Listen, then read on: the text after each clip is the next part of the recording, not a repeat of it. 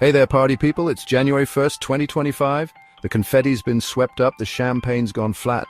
And that New Year's resolution to eat healthier? Yeah, that's on hold until at least February. But while you're nursing that hangover, let's rewind to a New Year's Day with a little more historical weight, shall we?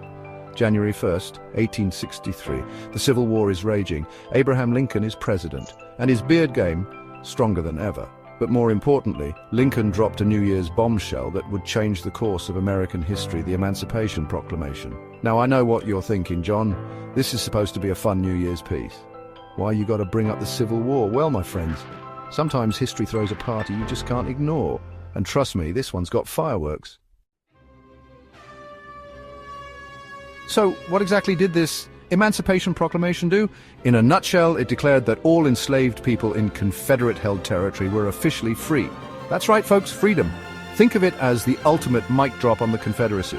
Now, this wasn't just some symbolic gesture. The proclamation had real teeth. It allowed black Americans to enlist in the Union Army, adding manpower and moral weight to the fight against slavery. Plus, it sent a clear message to the world.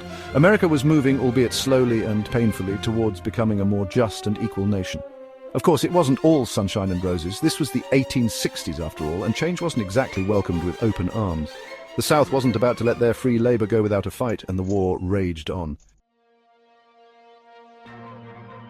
Now, back to Lincoln. You gotta love this guy. I mean, the top hat, the beard, he practically invented presidential swag, but beyond the fashion choices, Lincoln was a shrewd politician. He knew the Emancipation Proclamation wasn't perfect.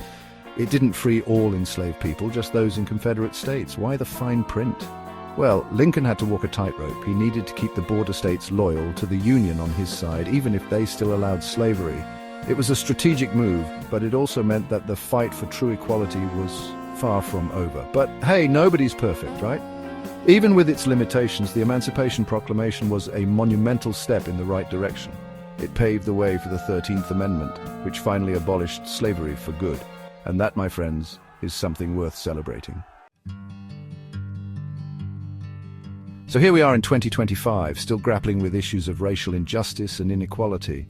The fight for civil rights is far from over.